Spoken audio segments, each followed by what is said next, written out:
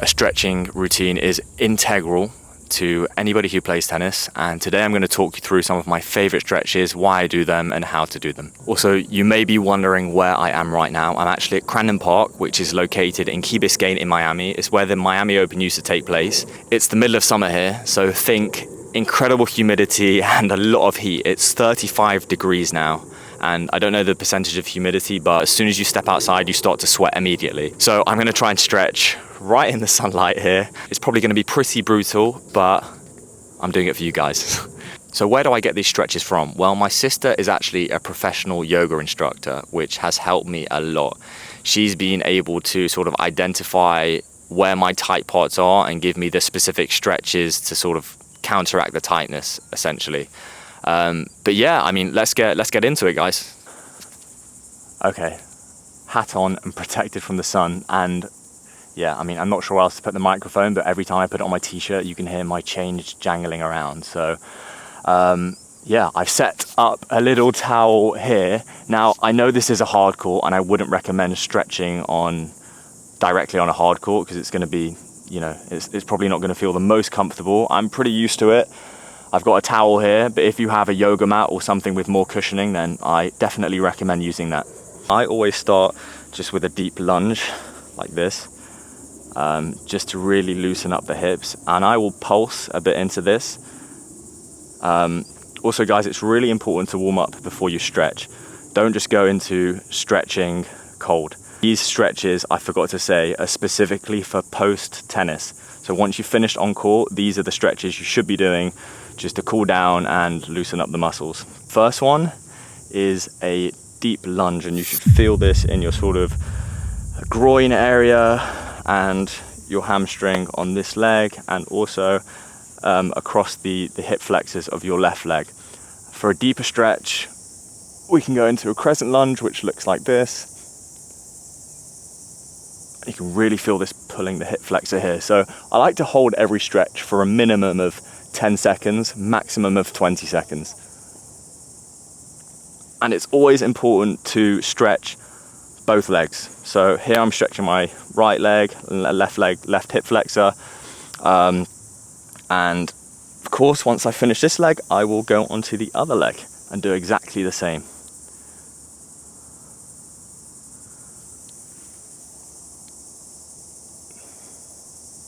It's also important to breathe as you're stretching. Don't just hold your breath. I feel like really feel in tune with your body.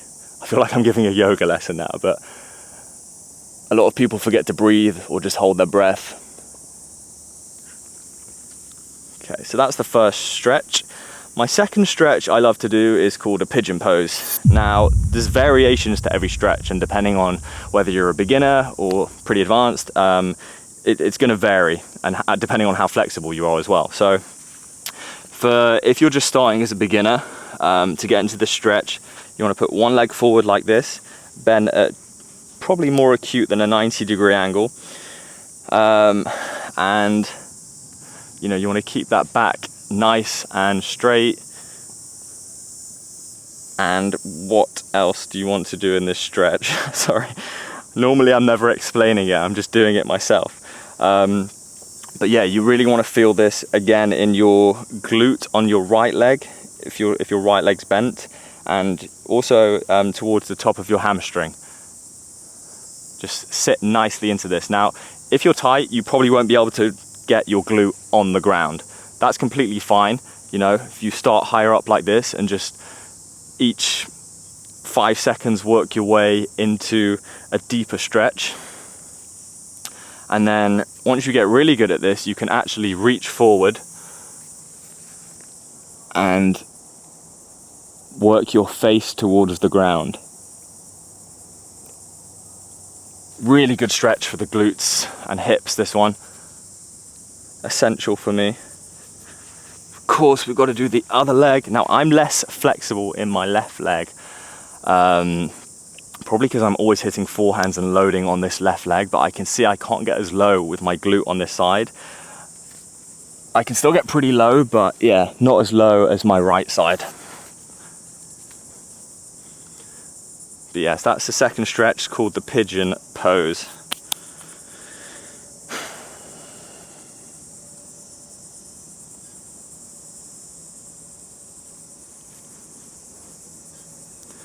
Okay, while we're on glute stretches, let's get into another one. This is called the figure 4 stretch. Now you want to do this by lying on your back, and you want to pull one leg up here and put it at a right angle, and then bring your other leg in so it looks like this. And what you want to do here, again, varying degrees, whether you're a beginner or more flexible than others, is pull this leg in and push this leg away. And you're going to feel a really, really good stretch in your glute down here. If you feel more comfortable to hold your leg here or pull it back here, then also do that. I like to grab this knee and really pull it in here and use my elbow actually to push out this knee. But the more you push this knee, the more this glute's going to get a stretch in. So do that stretch on both legs. I'm kind of sunbathing here as well. It is so hot. It's also a pretty good stretch for your lower back, this one. Okay, next stretch. Everybody thinks I'm crazy for doing this one on court, so if you're a little bit embarrassed, you don't have to do it, but it's called the happy baby. But honestly, one of my favorite stretches for my hamstrings. So you want to lie back again, and you want to grab the inside of your feet and pull downwards. And honestly, this just releases so much tension. It may look strange if someone's playing tennis next to you and they look over onto your court, but honestly, you're going to feel good. And then I also just do a bit of this, alternate pulling down on each leg, just to get that deeper stretch.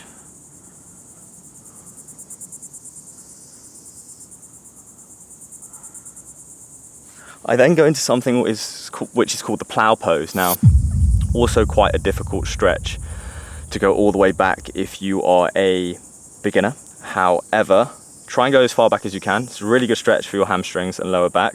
So you want to start with your legs straight like this, and then you want to move them over your head. Now see, I am not flexible at all today, but in about 20 seconds I will be able to go all the way down with my legs. If you can only go to about here, just do it. But what you want to feel is your legs are really loose and just falling back naturally. Don't force it there, just let them fall back.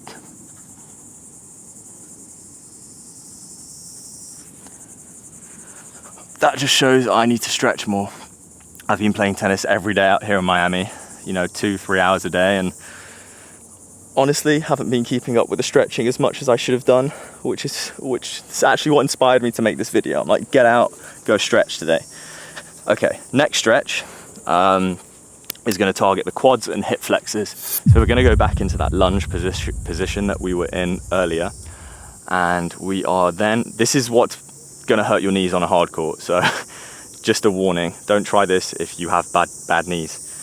You want to grab your leg with both hands, and I do know this is quite a tough stretch, especially getting that leg up there, but work towards it. If you can only hold with one hand, do that. If you can only go to here, do that. Another really good way to get this stretch is if you have a wall behind you, you can actually prop this leg up against the wall and move backwards into it. That's probably what I recommend for beginners. If you can't reach the leg, try it up against a wall, but really, really deep stretch this for the quad. Personally, one of my favorites. Also important for tennis players is your back. With all the rotation from your core, your abs, your back, everything is going to get built up, and it's kind of neglected a little bit. So we're just going to go into child's pose here. What we're going to do is we're going to sit back into our quad. Oh, this is actually another good quad stretch. Kneeling prayer. Again, some of you might not be able to sit all the way into this, but sit as far down as possible and just relax. And then we want to go into child's pose. My hat is going to hit the floor right now. And can reach over to the left. Now, as we do this, we want to feel the stretch in the right lat muscle. This is a really, really good stretch for the back. Then we go back to center, and then onto the other side.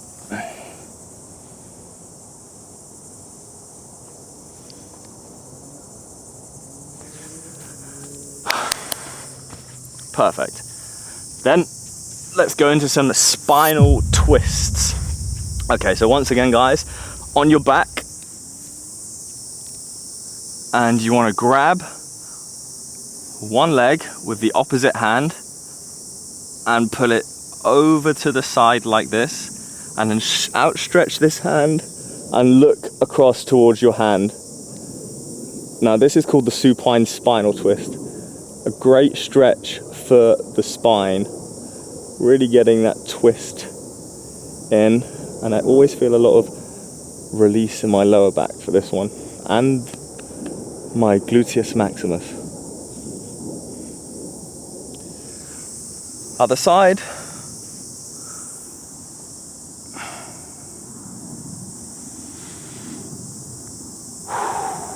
So for this one, you can take a deep breath in, and as you exhale, you can go deeper into the stretch.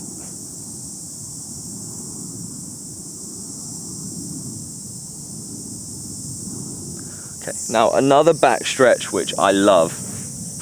I can't remember the name of this. Twisted cross, I think it's called. But you want to lie on your front. And then once again, leg is going to go up, but it's going to go over to the other side of your body. Now try and keep your chest to the ground here and really reach over with this leg. If you're flexible, you'll be able to touch the floor. This is a new stretch I've added to my routine because I was getting a lot of tightness in my lower back, and I figured that this was the one that was sort of giving me the most relief.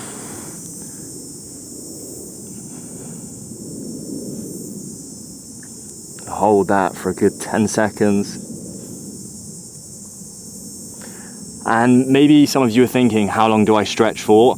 I try and do at least 10 stretches, 3 sets of 10 stretches. So, you know, I can be stretching for half an hour. I mean, if you've only got 10 minutes and you've just finished a tennis match, then, you know, do what you can in that 10 minutes. Maybe pick 5 of the stretches and do them each twice over.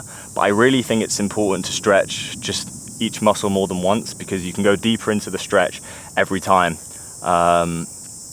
Yeah. Okay. A few back stretches there. Oh, let me get my resistance band. I recommend you all get a resistance band because this just helps with some other stretches, namely hamstring stretches. You know, I feel like I neglect my hamstrings a little bit because they're the tightest muscle that I have, and I feel like I try and avoid that weakness. But I shouldn't, I should stretch it. But a good stretch is the banded hamstring stretch. So get the band around your leg. I probably need a thicker band than this for my hamstrings actually, just it's a bit of a thin one. This is more for my arms, which I'll show you in a minute, but try and get this glute on the floor, this leg straight, and you're gonna feel the burn in your hamstring here. And for added bonus points, we can pull the band this way, and it's sort of like the supine spinal twist we did before, but you'll feel it a lot more in your hamstring. It's like the elevated version. I prefer it with the band, so it's a lot more of a deeper stretch. Same with the other leg, my less flexible leg. This is very painful right now. And then, yep, that's why I need a thicker band. And then across. Whew, that feels good. Really good.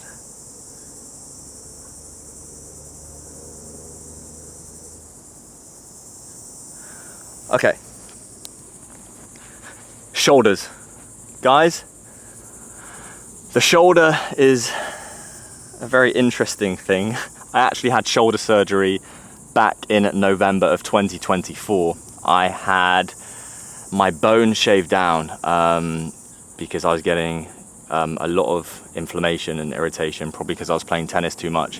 A subacromial decompression surgery and a chromioplasty, I think it was called, where they basically shave your collarbone just to allow your shoulder joint to move more freely. Best thing I ever did. My shoulder feels 100% now. But that means I have to keep it in tip-top shape, which means shoulder mobility. So I'll do this on the side just so you can see. So this resistance band is perfect, the red one for this stretch. So you want to grab it just wider than shoulder width apart, and you want to move backwards like this. Now again, if you are not flexible enough, you might not be able to go all the way back, but just start steady and go as far back as you can and move forward. If you can go all the way back, that's great. It means you have pretty mobile shoulders. And for a bonus, you can do what I like to call around the world. So go all the way here and all the way around.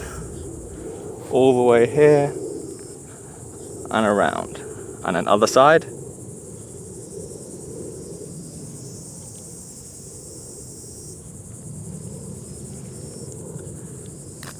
Oh my God, I'm sweating like crazy. Another good shoulder stretch for the deltoids. So you've probably seen this one before. You want to put this arm out in front and bring this arm over. Keep looking directly in front of you and just pull with the opposite arm towards you, and you will feel a stretch across your deltoids.